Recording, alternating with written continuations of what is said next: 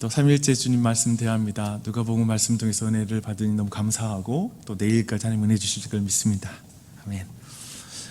우리는 누가복음 10장을 통해서 9주년을 맞은 우리 교회를 향한 하나님의 마음을 묵상하고 함께 기도하고 있습니다. 우리는 지난 이틀 동안 1절부터 16절의 말씀을 살피면서 이렇게 고백하고 그리고 기도했습니다. 주님은 무지하고 무능한 어린 양과 같은 우리 교회의 참된 목자이십니다.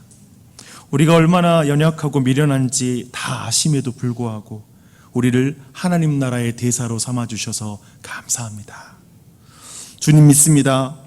우리의 말을 듣는 자는 주님의 말을 듣는 것이요, 우리를 저버리는 자는 주님을 저버리는 것이요, 주님을 저버리는 자는 주님을 보내신 하나님 아버지를 저버리는 것인 줄 믿습니다. 주님, 우리가 그러니 대상을 차별하지 않고 복음의 평안을 전하게 하옵소서. 이러한 내용의 기도 그리고 고백을 주님께 드렸습니다. 누가는 이 16절까지 이렇게 파송식을 말하고 17절에서 바로 보고식을 기록하고 있습니다. 17절로 20절 말씀을 다시 한번 읽겠습니다. 70인이 기뻐하며 돌아와 이르되 주여 주의 이름이면 귀신들도 우리에게 항복하다이다. 예수께서 이르시되 사탄이 하늘로부터 번개같이 떨어지는 것을 내가 보았노라. 내가 너희에게 뱀과 전갈을 밟으며 원수의 모든 능력을 제어할 권능을 주었으니 너희를 해칠 자가 결코 없으리라. 그러나 귀신들이 너희에게 항복하는 것으로 기뻐하지 말고 너희 이름이 하늘에 기록된 것으로 기뻐하라 하시니라. 여러분, 놀라운 보고입니다. 그렇죠? 어린 양이 늑대를 이겼습니다. 전도팀이 가는 곳마다 병이 치료되고 그리고 귀신들도 제자들에게 항복하고 떠나는 그런 놀라운 역사, 기적이 일어났습니다. 제자들이 가진 모든 두려움이 변하여서 이제 다 기쁨으로 완전히 바뀌었죠. 그래서 총 35개 팀, 70인 역으로 보면 72인이 나갔다고 말하거든요. 그렇게 말한다면 36개 팀이 돌아와서 아마도 앞다투어 도착해서 예수님께 보고하려고 하는 그 장면을 한번 상상해 보십시오. 아마도 서로 놀라운 어떤 사역의 결과가 있었기 때문에 예수님이 우리 소식을 얼마나 기뻐하실까 하면서 막 제자들이 빨리 달려가서 예수님께 이 소식을 알려드려야지 하면서 막 앞다투어서 이렇게 달려와서 예수님께 아마도 막 숨을 헐떡이면서 막 예수님께 무슨 일이 일어난지 아세요? 라고 이렇게 보고 있을 것입니다. 그러나 혈루병에 걸린 여인이 옷자락을 잡았을 때 능력이 나가는 것을 감지하셨던 그 예수님은 제자들이 보고하기 전부터 자신의 이름으로 하나님의 나라가 곳곳에 임하는 것을 이미 보셨죠. 그것을 말씀하고 이미 알고 계셨다는 걸 말씀하십니다. 사탄이 하늘로부터 번개같이 떨어진 것을 내가 보았노라. 내가 너희에게 뱀과 전갈을 밟으며 원수의 모든 능력을 제어할 권능을 줬으니 너희를 해칠 자가 결코 없으리라 라고 이렇게 말씀하고 있습니다. 우리는 이 말씀을 통해 예수님이 제자들을 보고 계셨다라는 걸 확인할 수 있죠. 즉 예수님이 함께 하셨다라는 걸 우리는 알 수가 있습니다. 그런데 여기에서 예수님은 귀신들이 자신들에게 항복하는 그 표면적 기적에 너무나 흥분해 있는, 너무나 기뻐하는 제자들에게 두 가지를 말씀하고 있다는 걸 주목하실 필요가 있어요. 예수님은 설명과 교정을 지금 여기서 말씀하고 있습니다. 먼저 사탄이 하늘로부터 번개같이 떨어지는 걸 보셨다는 그 말씀은 공중 권세 잡은 자가 사로잡은 사람에게 하나님 나라가 임했다라는 표적이라는 걸 말씀하는 것입니다. 그냥 단순히 귀신 떠나는 것이 아니라 하나님의 통치가 임하는 것이죠. 그렇죠? 더하여 귀신들이 제자들에게 항복한 것은 어린 양과 같은 제자들의 어떤 자질 때문에 귀신이 쫓겨난 것이 아니라 주님이 위임하신 권능으로 그 모든 귀신이 떠나갔다라는 걸 분명하게 설명해 주는 것이죠. 이 모든 현상에 대해서 그들이 경험한 것에 대해서 설명하고 있습니다. 이렇게 귀신들이 제자들에게 항복한 사실의 배경과 그 의미를 설명한 이후에 예수님은 두 번째로 제자들의 기쁨의 이유를 교정하십니다. 이렇게 교정합니다. 그러나 귀신들이 너희에게 항복한 것으로 기뻐하지 말고 너희 이름이 하늘에 기록된 것으로 기뻐하라. 저는 오늘 이 말씀에서 가장 주목하고 싶은 말씀입니다. 생각의 깊이를 더하기 위해서 다시 한번 여러분께 질문합니다. 제자들이 왜 기뻐합니까? 제자들의 말을 다시 읽겠습니다. 주여 주의 이름이면 귀신들도 우리에게 항복하더이다. 근데 이 제자들의 어떤 지금 말이잖아요. 자신들이 기뻐하는 이유이기도 하죠. 근데 이 말씀에서 무엇을 강조하느냐에 따라서 기쁨의 이유가 좀 달라집니다. 먼저 주의 이름이면 강조된다면 제자들은 목자이신 예수님의 이름으로 귀신이 쫓겨나가는 게 너무 기쁜 거예요. 그래서 그것을 자신들이 경험한 것이 너무 기쁜 것이죠. 그래서 정말 주님의 이름에 능력이 있습니다. 귀신들도 주님의 이름으로 떠나갑니다 라고 말하면서 주님의 이름을 기뻐하는 것으로 해석할 수 있습니다. 그런데 두 번째로 우리에게 항복하더이다, 그래서 우리에게 강조점을 더한다면 그들은 양과 같은 자신들을 통해서 그런 놀라운 역사가 나타나는 게 너무 기쁜 거예요. 그냥 자기들을 통해서 그 일이 일어난 게 너무 기쁜 것이죠. 분명히 저 콧대 높은 유대인들이 자신들을 능력자로 바라보는 것, 귀신이 쫓겨나니까 순식간에 사람들의 시선이 바뀌잖아요. 별 볼 일 없는 갈릴리 사람이라고 생각했는데 갑자기 능력자로 보이는 것이죠. 아마도 그런 시선을 느끼는 것도 너무나 즐거웠을 것입니다. 물론 이렇게 두 가지로 해석하는 게 아니라 둘 다라고 말할 수 있겠죠. 그렇죠? 어느 한쪽이 아니라 둘 다 라고 이렇게 해석할 수 있을 거예요. 그런데 20절에 오늘 말씀, 방금 우리가 읽었던 말씀을 통해 제자들의 기쁨의 이유가 분명해집니다. 그러나 귀신들이 너희에게 항복한 것으로 기뻐하지 말고 너희 이름이 하늘에 기록된 것으로 기뻐하라. 제자들은 뭘로 기뻐한 것이죠? 이 말은 너희가 너희의 사역의 성공으로 기뻐하지 말고 너희 이름이 하늘에 기록된 것으로 기뻐하라. 너희가 너희의 성취로 기뻐하지 말고 너희가 나의 성취인 것으로 기뻐하라. 너희가 사역의 주역이 된 것으로 기뻐하지 말고 나의 공로로 너희가 하나님 나라의 백성이 된 것을 기뻐해라. 너희를 무시하던 사람이 너희를 동경하는 것으로 기뻐하지 말고 너희가 하나님의 사랑을 받는 자녀됨을 기뻐하라 라고 말씀하신 줄 믿습니다. 그렇죠? 그렇게 말씀하고 있어요. 예수님은 지금 제자들 그렇게도 굉장히 사역 가운데 기뻐하고 돌아왔는데 그들의 제자들의 기쁨을 축소하고 싶어가지고 찬물을 끼얹는 말씀을 하는 게 아니에요. 예수님은 제자들의 기쁨을 좀 더 견고한 근거 위에 세우고 싶으신 것이죠. 그렇죠? 생각해 보십시오. 우리의 기쁨이 우리의 일과 사역의 성공에 있다면 성공하지 못할 때는 비참할 것입니다. 주님은 그런 하루살이 기쁨을 우리에게 주기를 원치 않으십니다. 우리의 기쁨이 우리 나의 성취에 있다면 다른 사람의 성공을 보면 시기합니다. 그렇지 않겠어요? 성공에 내 기쁨이 있으니까. 다른 사람이 성공하고 나는 좀 안 되는 것 같으면 그냥 내가 낙심할 때도 있죠. 주님은 경쟁을 통해서 얻는 기쁨을 우리에게 주기를 원치 않으십니다. 결과가 좋은 것으로 기뻐한다면 결과가 나쁠 때에는 슬플 것입니다. 열매로 기뻐한다면 열매가 없을 때에는 하기 싫을 것입니다. 주님은 그런 작은 기쁨을 우리에게 주기를 원치 않으십니다. 그래서 지금은 예수님이 굳이 제자들이 기뻐하는 그 근거를 좀 교정해 주고 싶은 거예요. 그걸 바꿔주고 싶고 지금도 예수님은 우리 모두의 기쁨의 근원, 그 근거를 교정하고 싶어 하십니다. 왜냐하면 자신의 열매를 근거로 기뻐하는 사람은 열매가 없을 때 슬프기 때문에 그렇습니다. 9년이라는 시간, 저 개인적으로도 이 목회를 돌아보며 그렇습니다. 주변에서 개척 성공 사례래요. 그러니까 박영주 목사는 되게 성공한 목회자라고 말합니다. 참 듣기 좋은 말이죠. 그런 칭찬하는 말을 많이 듣습니다. 은근히 즐기고 있습니다. 그런데 주님이 이렇게 말씀하시는 거예요. 용주야, 귀신들이 너에게 항복한 것을 기뻐하지 말고 너의 이름이 하늘에 기록된 것을 기뻐해라. 교회 사람 숫자 늘어난 것으로 기뻐하지 말고 너의 이름이 하나님 나라에, 그리고 사람들이 하나님 나라에 들어가는 걸 더 기뻐해야 된다 라고 말씀하고 있죠. 최근에 소천한 팀 켈러의 목사님 한번 여러분에게 말씀드렸던 것 같아요. 팀 켈러 목사님이 을 통해서 이 말씀의 의미를 좀 더 깊이 생각할 수 있는 그런 내용이 있어서 나누고 싶습니다. 생전에 가깝게 교제했던 존 파이퍼 목사님이 팀 켈러 목사님으로부터 마지막으로 받은 메일의 내용을 공개했습니다. 그 내용은 오늘 우리가 살핀 누가복음 10장 20절 말씀이었습니다. 귀신들이 너희에게 항복한 것으로 기뻐하지 말고 너희 이름이 하늘에 기록된 것으로 기뻐하라. 그러니까 팀 켈러 목사님은 누가복음의 이 구절을 딱 언급하면서 마틴 로이드 존스 목사님, 영국의 목회자인데요, 그 존스 목사님이 죽어갈 때 다른 어떤 구절보다도 이 말씀에서 평안을 얻었대요. 그 사실을 언급한 거예요. 그리고 자신도 지금 이제 죽음을 앞두고 이 말씀에서 가장 큰 평안을 얻는다라는 거예요. 마틴 로이드 존스 목사님은 20세기의 가장 탁월한 설교자로 알려져 있고요.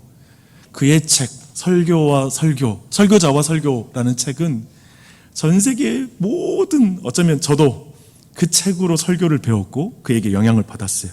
영국만이 아니라 전 세계 목사들에게 가장 영향력 있는 20세기의 그런 설교자였습니다. 흥미롭습니다. 20세기 그리고 21세기에 가장 권위 있는 두 목회자가 모두 죽음을 앞두고 어떤 구절보다도 누가복음 10장 20절에서 평안을 얻었습니다. 어쩌면 사역의 결과가 가장 컸던 사역자들, 그리고 가장 성공했다고 말하는 사람, 그리고 가장 많은 열매를 거뒀다라고 말할 수 있는 인생, 그런 사역자가 가장 크게 성공한 목회자들이 죽음을 앞두고 붙잡은 말씀, 이 말씀.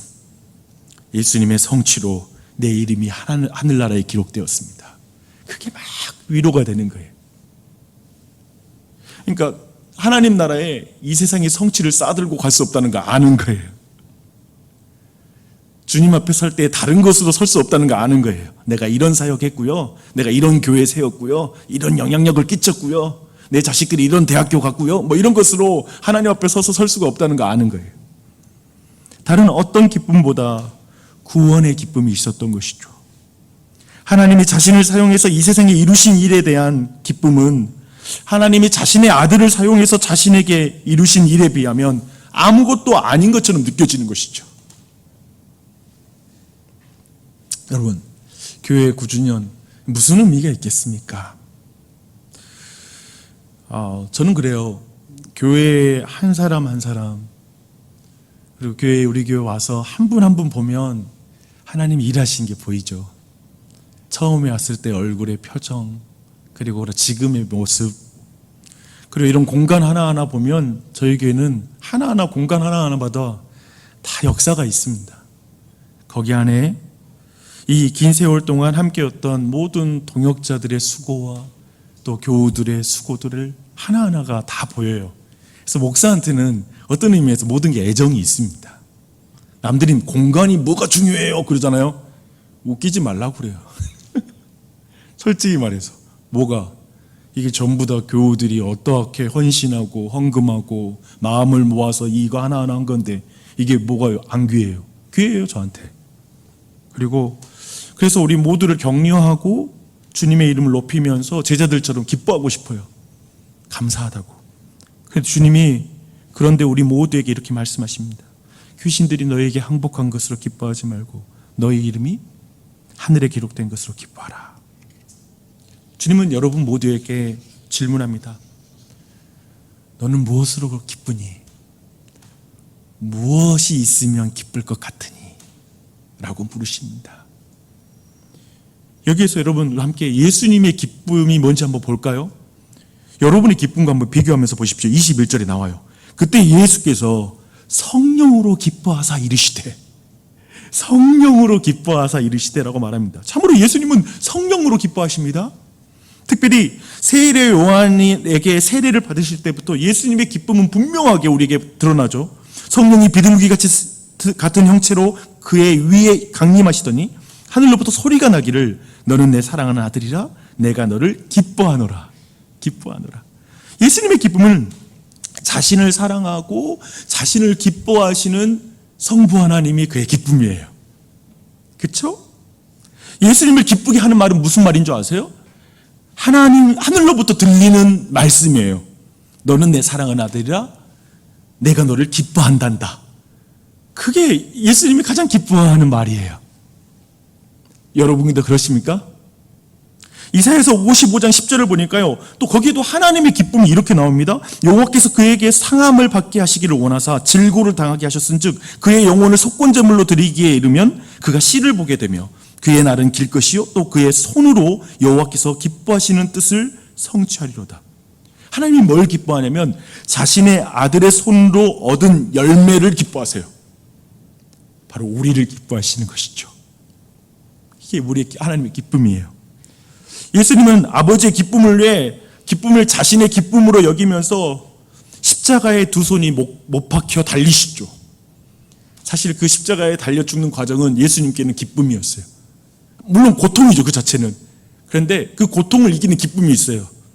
그 수고로 얻을 열매가 있기 때문에, 이룰 일이 바로 우리가 있기 때문에 예수님은 그 십자가를 지셨죠. 주님의 기쁨은 우리입니다.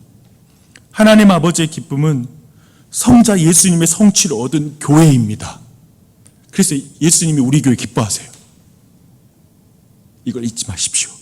그래서 말씀하십니다. 너희 이름이 하늘에 기록된 것으로 기뻐하라. 아멘. 아멘. 기뻐하십시오. 주 안에 사랑하는 여러분, 무엇이 기쁘십니까? 집을 샀을 때 기쁘죠. 차를 바꿨을 때, 애들이 좋은 대학교에 갔을 때 얼마나 기뻤습니까? 또 얼마나 기쁠 것 같습니까? 우리는 자녀들의 이름에 우리의 이름이 좀 기록됐으면 좋겠어요. 아이들의 집의 문서에 사실 아이들 이름의 명의로 하겠지만 거기 앞에 가로를 쳐서 부모가 사줌 해서 이름까지 다 기록됐으면 좋겠어. 부모로서 안정적인 주거 환경을 마련해 주는 것이 인생의 기쁨이죠. 자녀들이 집을 드나들 때마다 어쩌면 부모의 이름을 기억하며 고마워할 것을 생각만 해도 너무 좋아요, 부모들은. 그래서 오늘날 우리의 꿈은 어쩌면 자녀들에게 안정적인 주거 환경 마련해 주는 것까지 가면 최고로 내가 성공했다 싶은 생각이 듭니다. 이렇게 우리는 우리의 자녀들에게 내 이름이 땅문서, 집문서에 내 이름이 기록되는 것이 너무 좋습니다. 모두 수고의 열매이니 나쁠 것이 없죠. 나주혁신장로교회 이 자리에 계신 여러분들의 피와 땀, 희생과 섬김, 헌상으로 여기까지 왔죠. 예배 잘 드리려고 너무나 노력했고 마음을 다해 또한 전도도 했을 것입니다. 영혼을 끌어서 헌금도 했을 것입니다. 그렇게 가정과 교회를 위해 우리는 온 힘을 쏟으면서 나이가 들어가죠. 그래서 여러분에게 이젠 성취도 있고 여러 가지 아름다운 열매도 볼 것입니다.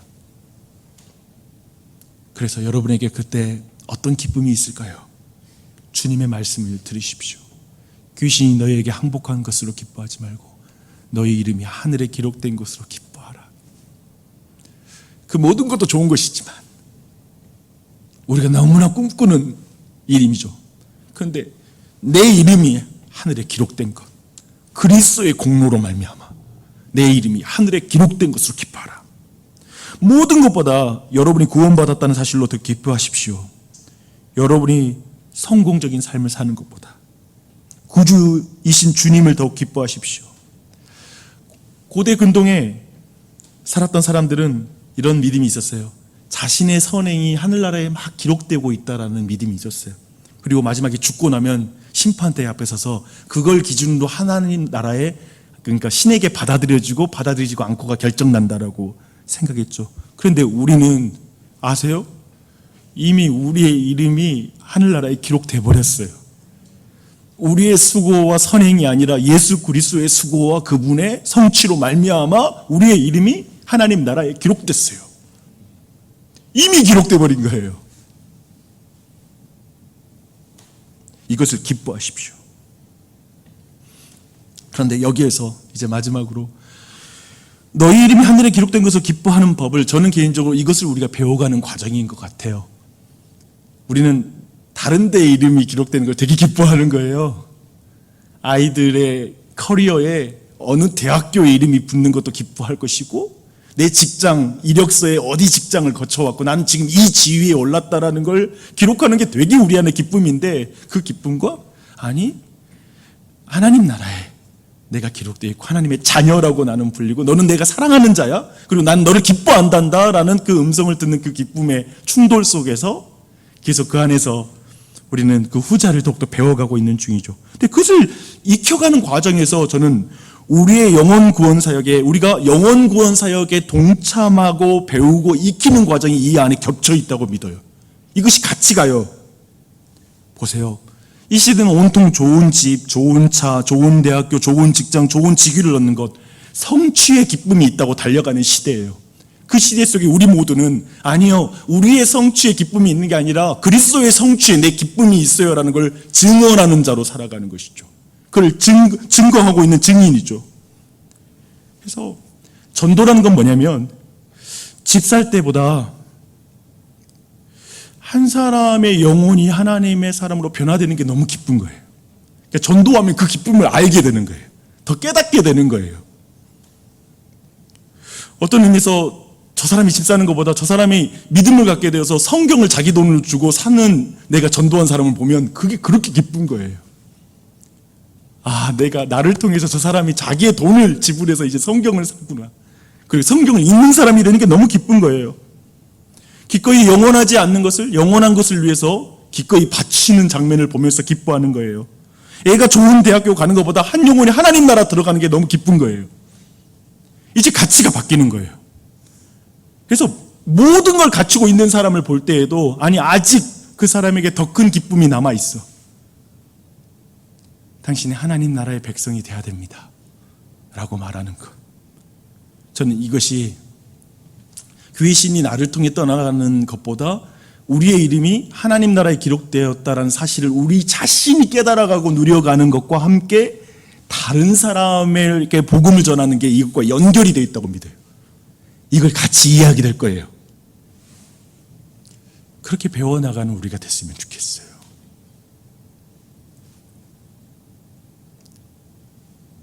내가 구원받았다는 사실을 가장 기뻐하고 누군가가 귀신의 권세에서 벗어나 하나님의 백성이 되는 것을 가장 기뻐하는 것. 그것을 같이 배워가는 우리 교회가 됐으면 좋겠습니다. 그리고 여러분들이 되기를 축원합니다. 이 아침에도 그런 부분을 놓고 기도했으면 좋겠어요. 무엇보다도 감사하고 기뻐하는 기도를 드리십시오. 기도하겠습니다.